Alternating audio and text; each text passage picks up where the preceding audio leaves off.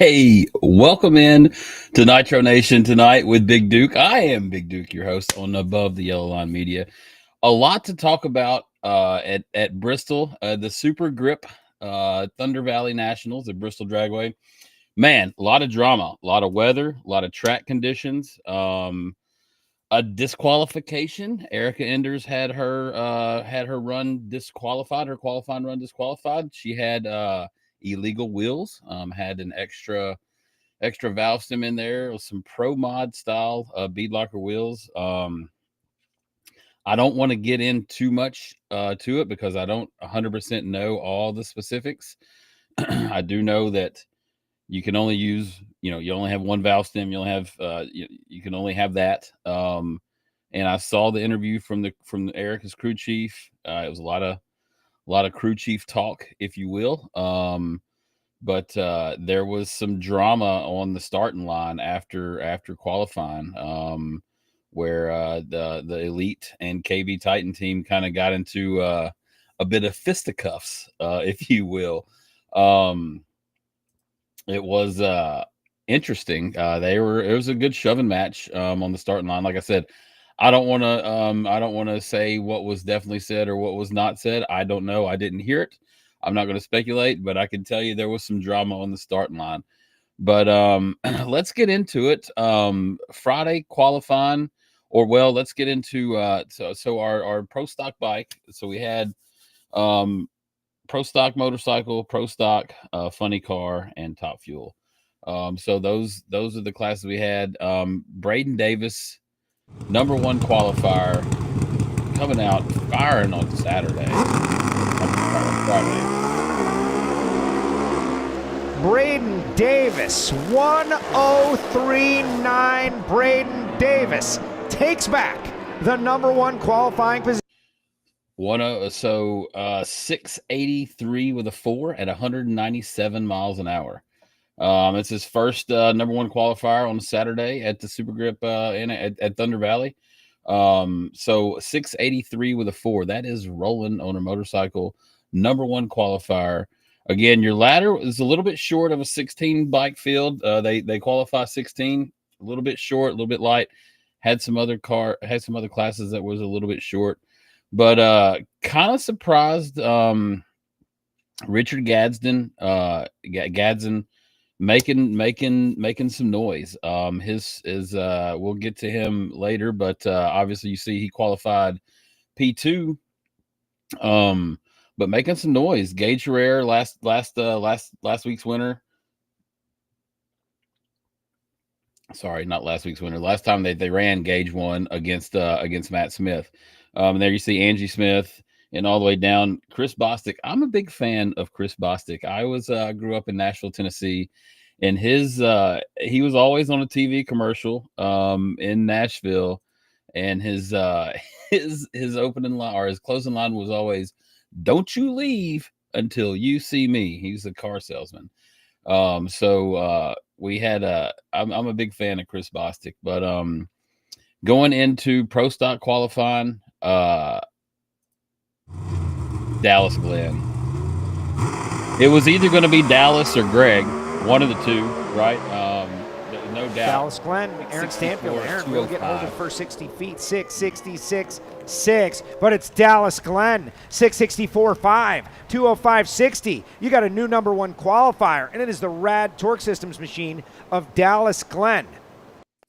I mean, so it was either going to be Dallas or Greg, right? One of the two was going to be your number one qualifier. But guess who number two was? There you go, Greg Anderson. So we saw what did Dallas go? A 6. Sorry, the graphic was blocking the time. It's 664 with a 5 at 205. Greg clocks in at a 665 with a 2 at 205. So almost a full 100th, which is substantial when you're talking about NHRA qualifying.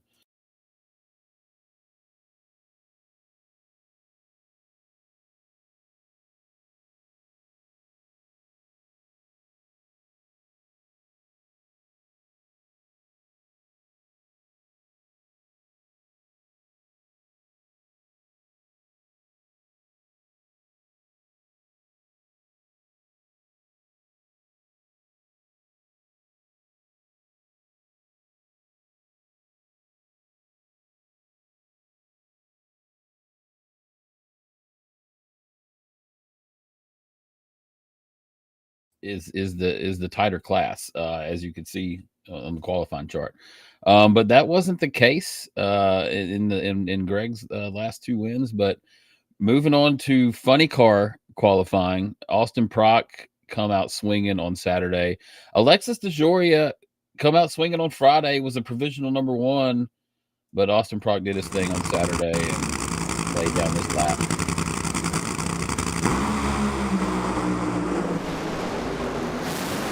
Austin Prock, 393, 328. Daniel Wilkerson getting over near the center line. 393 with a 1 at 329 miles an hour. That is absolutely rolling. Like I said, Alexis was number 1, provisional number 1 on Friday night after Friday night qualifying. She went out 394 with an 8 at 328 mile an hour. So right at almost 800ths of a second, somewhere around there, coming up on a 10th. So picked it up on Saturday. I know there was some weather that came through in Bristol. I'm not sure. I was talking to my cousin in between. So I know there was some weather that came through. I don't know how that affected the weather conditions, the altitude and the track. But there was some interesting track conditions throughout the weekend. Right lane was absolutely pitted up bad. Lots of trouble with some of the fuel cars. Lots of trouble with the pro stockers too in that right lane. We saw Erica Enders there in, what was it, the second round, I believe. I think it was the second round. Absolutely just shook the tires right off of it in the right-hand lane. A lot of cars were having trouble in the right-hand lane. It was awful pitted. Not real sure what happened with that. But moving on to Top Fuel, dude, Tony Stewart is on an absolute tear. I would be scared if I had to roll up next to Tony at this moment. He is on an absolute tear. Let's take a look at this pass. Doug Coletta immediately blows the tires off, and Tony Stewart finally breaks the stranglehold of Coletta on this Too Fast, Too Tasty Challenge season. A 380 with a 3 at 324 mile an hour. A little bit off. You've seen him put some cylinders out there at the end, but a number his first Too Fast, Too Tasty win, a number 1 qualifier, coming off of of a win. Like, man, it's fun to see Tony right now. I don't know what you guys think. You can't even go that fast in your dreams. I hear you. I don't know what you guys think about Tony right now, but his attitude, the attitude that we're seeing from Tony Stewart is what I really miss from the Tony Stewart when he first came into the scene on NASCAR and was doing his thing, leading up to getting, what was it, the anger management or whatever that Helton made him go through. But there's something about the NHRA competition that I really love what I'm seeing from Tony right now. I was really trying to dive into it and think about it just the other day. So in NASCAR, yes, it's a team sport, 100% a team sport. However, there's it used to be 42 other drivers that you had to depend on not ruining your race in order to complete a race in most times. Right. With NHRA drag racing, it's you, your car, and your team against that other guy, that other car, and that other guy's team. And there is no, you ain't got to go around the turns and depend on him to get free or whatever. It's just, it's mano a mano, and it's a little bit different form of racing. And I there's something that it's brought Tony's fire and desire back that we're seeing that I'm excited. Like his interviews, you can just see it. You can see it in his eyes. It's fun to see. But so that was qualifying, right? So we're Tony first, Justin Ashley second, Sean Langdon third, Milliken fourth, Steve Torrence fifth, Edda Zetterstrom, our girl Edda, qualified eighth, middle of the pack. in the 16 car field, be middle of the pack. There was only 14 dragsters that showed up, but also a big shout out to Dan Mercier, our Canadian friend from north of the border, obviously. But he was in New England and went to the semifinals, I believe. So you know, a low buck team, if you will, but absolutely doing their thing. So shout out to Dan Mercier and the independent. But again, so let's look at the spread in time.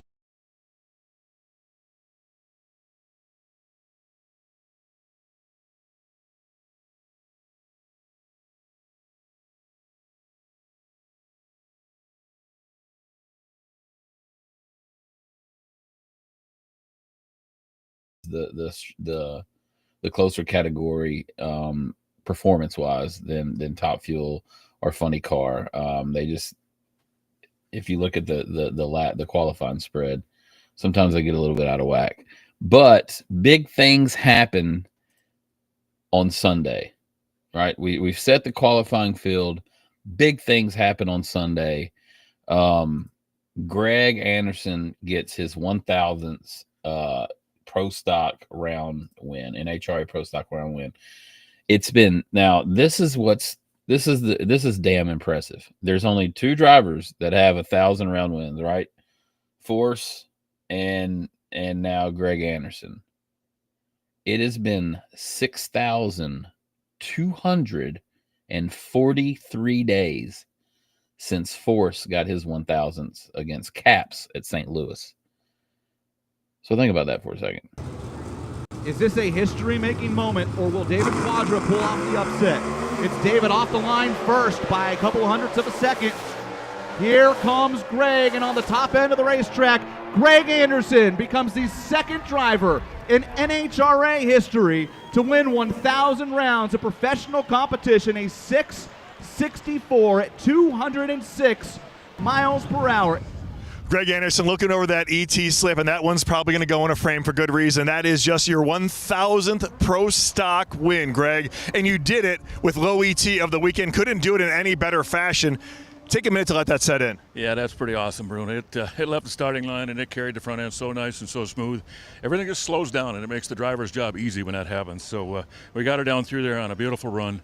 Number 1,000, that's pretty damn cool, but I came for 1,001, Bruno. I want 1,001 bad, and if I don't leave with that, it's going to be a little bit of disappointment, but obviously a huge accomplishment.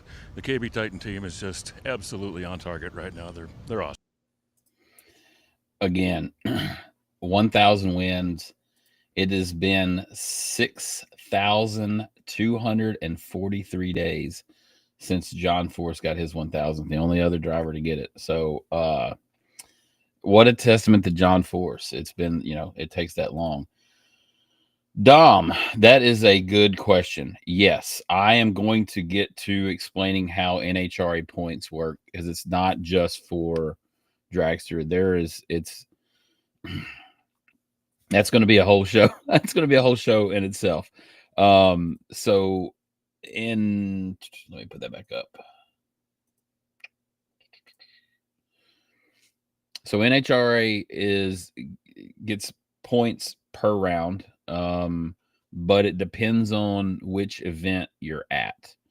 Like the majors, right? Like the US Nationals, and the finals. Their points are a little bit different. I'm going to do, as probably next week, I will break down the points and how they're awarded and what they mean per round.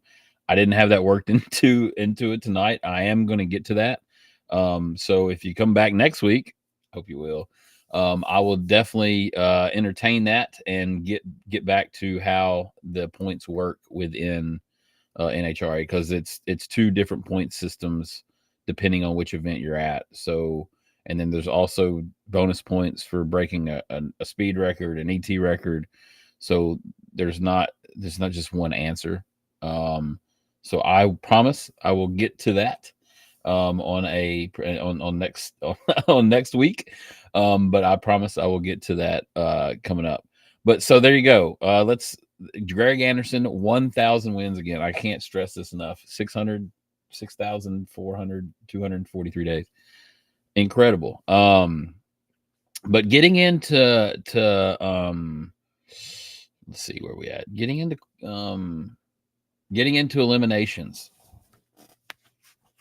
Pro stock. Let's talk about pro stock. I don't have the video.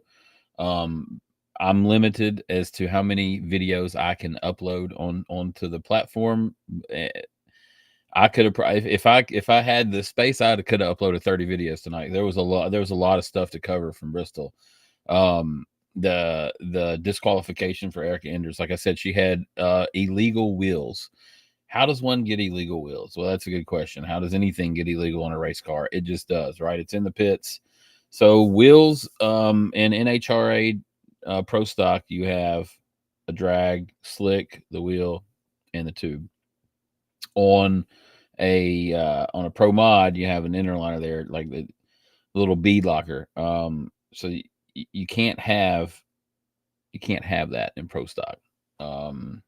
And they had it on there, and they had that set of wheels on, and it got spotted and disqualified. And then there was apparently some words that were had between KB Titan and Elite. I don't know exactly what those words were. I'm not going to speculate what they were. I just know that there was like I said, a pushing and shoving match on the starting line that seemed pretty serious. So my guess is somebody threw some sort of accusation or comment out, if you will, and got everybody riled up. Tough break for Erica, though. She's not had the best of seasons. And then in the second round against Greg, left the starting line at the right-hand lane and just absolutely shook the piss out of the tires, and had to cut it off there. So just man, tough break. But getting into Sunday, Richard Gadsden. Man, I want you to listen to this, to his post race. Gadsden is out on Herrera. He's out on Herrera by 18 thousandths of a second. He's tracking toward the center line. Gadsden got him.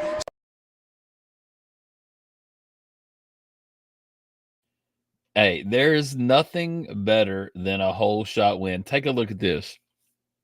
Gage Herrera outran Richard Gadsden 688 with a 2 to 688 with a 4. He outran him by 2 thousandths of a second quicker. However, Richard had 14, 15, 16, 18 thousandths of a second better reaction time. If you look there on the reaction time marker, he had a 014 to 032. So there's 18 thousandths of a second that Richard left the starting line before Gage. Therefore, Gage had to make up 18 thousandths of a second, which really 19 thousandths, because he had to get around him. And he couldn't do it. He only could make up 2 thousandths. So just by simple math, 18 minus 2, Richard wins by 16 thousandths of a second. Whole shot win. That is an absolute driver doing his job for his team on the starting line. Anytime a driver gets a whole shot win, that is an extra little oomph for the crew. That's the driver getting up there, getting it done. But let's listen to this post race. 688.4, 196 miles an hour. Richard Gadsden, his first national event win on a whole shot. Richard Gadsden, your first career win, and you did it on a whole shot. How special is this one? Wow, I can't believe this is mine, to be honest with you. This is so much bigger than me. This is about my family. This is about all my friends, supporters, people who stood behind me through all the years of, this was always where I wanted to be, but it's been a long journey here. I have 100 people to thank, but, obviously my sponsors, Revzilla, Motul, Vance and Hines, Terry, Byron, Andrew, Eddie, the whole crew for believing in me, for giving me this opportunity. But my family, my friends, this is for everybody. This is for my whole, this is for the 20 years of racing leading up to this. This is really special. I don't know what to say right now, but thank you guys. Thank you all. So I listened to what he said. That's going to be reoccurring theme throughout all these post-race interviews that you hear.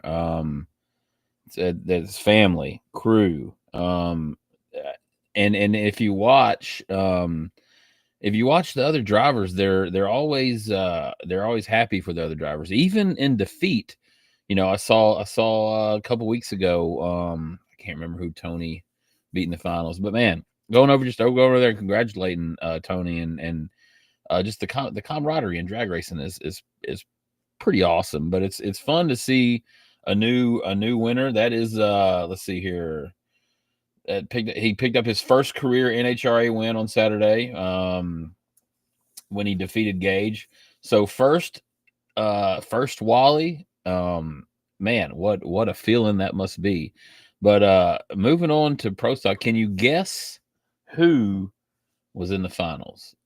If you guessed anybody other than Dallas Glenn or Greg Anderson, you would be mistaken. So here we go. 1 and 2. It doesn't get any better, but let's see what happens here. Dallas lights it red. Second week in a row, Dallas lights it red. But it wouldn't have mattered. Let's look at what happened there. He gets to about 60 foot. It goes into a bit of tire shake, and he has to kind of drive it to the wall, and then he just has to get out of it. Let's see what happens here.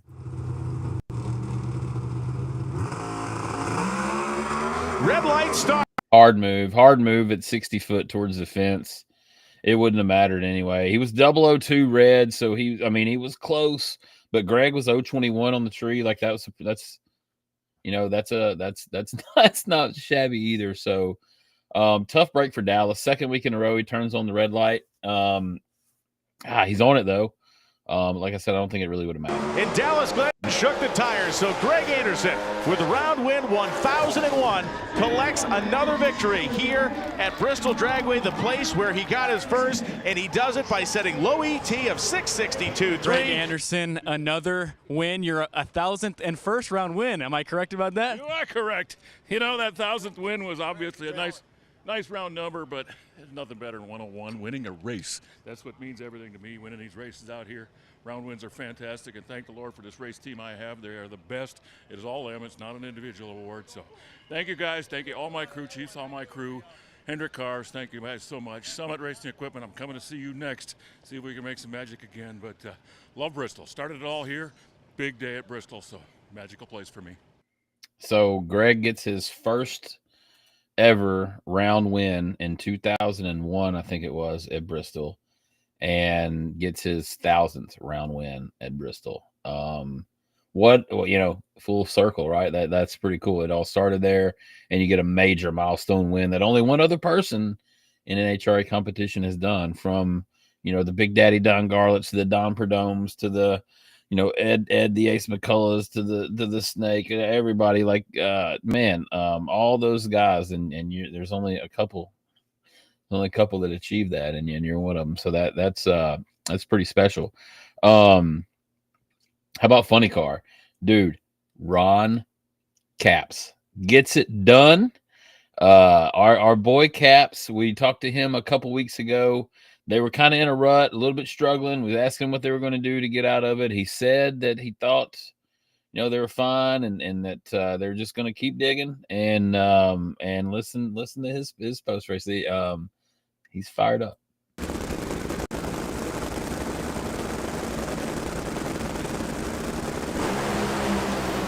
The header flames up. Both cars ripping down the drag strip, and it's once again Ron Capps. Unbelievable, the 8th win here. 395.7 beats a 3. So there you go, eight wins. 8 wins for Capps at Bristol. Why even line up against him? That man is almost unbeatable at Thunder Valley. So I'm happy to see Capps get back into the win column. And he's fired up. 328 miles an hour. Ron Capps, your 8th win here in Bristol and your first one in a long time. What, do you have a realtor yet? Yeah, we probably paid enough taxes here in Tennessee. You don't ever say you're back. You don't ever get cocky. I just feel like we got the best team out here. Every driver says that, and you mean it, right? So, Catherine, everybody at headquarters, we love you. Thank you so much. Woo! Man's fired up. man's fired up. Got to watch it. But so that was funny car, and then our final in Top Fuel, Steve Torrence gets it done against Justin Ashby. Justin Ashby smokes the tires. I just want you guys to watch this. So this is a camera that is high above, but watch at the hit of the throttle how it distorts this camera's reality. I can't get over this enough whenever I see these shots, because it's just so much power that comes out of these things. Watch how the camera distorts at the stroke of the throttle.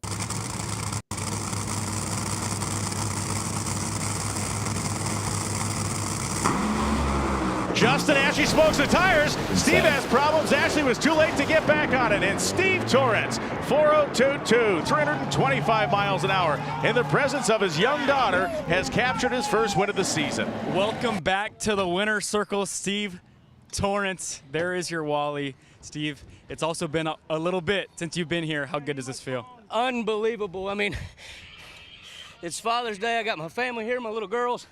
My dad's at home. Well, it ain't Father's Day yet, but this is good enough. Happy Father's Day to all the guys out there, my dad especially.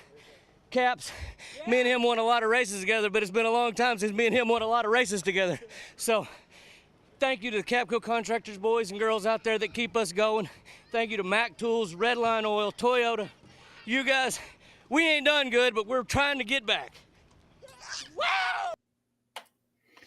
Man, what I told you earlier, the family aspect of NHRA is so much fun to watch these guys, and there's something about I don't know, something that's just refreshing about watching drag racing and just the interactions between the drivers, the passion. And I'm not saying that other sports don't have. I'm not saying that other motorsports don't have that. I just feel like it's just a little bit different with an HR. There's something more family centered about it. I don't know. I don't know what it is, but Super Grip Thunder Valley Nationals at Bristol Dragway. That was a hell of a weekend. Weather rained out the sportsman classes. My uncle and my cousin were there. Got rained out. They were getting ready to go first round. It was sometime, I think, somewhere about 4 or 5. They had them up there going to the lanes. Was going to run first round, and then that's when the rain came that you saw on the broadcast. I was talking to my cousin, and as soon as I hung up, I was heard on TV that the rain came, and the next thing I know, I called him. He said, "Hey, we're loading up. We're going home," and they didn't even run first round, but the sportsman classes will be made up in, yes, Anthony, there you go. The sportsman classes will be made up in South Georgia. I think July 10th through the 12th, I believe, is when my cousin said it was. It'll be in South Georgia. They'll make this national event up. If you're a sportsman racer, they're going to make this national event up in South Georgia, which that's the interesting part in NHRA, and tough, honestly, very tough to do. Think about it. Like, you got all these racers that come from wherever they came from, and then you get rained out. What do you do? It's like making these races up is a lot tougher than another sort of touring series, if you will. So sportsman classes are going to be ran in South Georgia, coming up, South Georgia Motorsports Park again. I think it's July 10th through the 12th, or 9th through the 12th, something like that. But next week we'll talk about points. How do you get points in an HRA? How many do you get? We'll talk. So let's break that down, and then I'm going to start getting into some reaction time stuff. How tires affect your reaction time, how the different size tires affect your reaction time. What is rollout? How staging a car affects your elapsed time, even if you only staging the car that much difference. it can affect your elapsed time and your mile an hour greatly. So we're going to talk about different aspects of the starting line.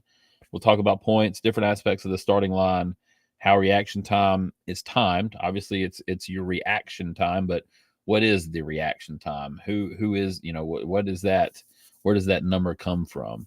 So we'll kind of get into some starting line procedures and going through that. But I hope everybody enjoyed the show tonight. There's a lot to cover. Monday nights with Big Duke Nitro Nation, a lot to cover.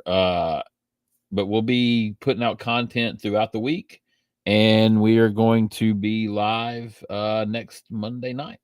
So we will see you there. Thanks everyone for tuning in tonight for Above the Yellow Line Media and Nitro Nation and Miss Taylor Kitchen. I'm Big Duke with Nitro Nation. You guys, thanks for tuning in. Have a good night.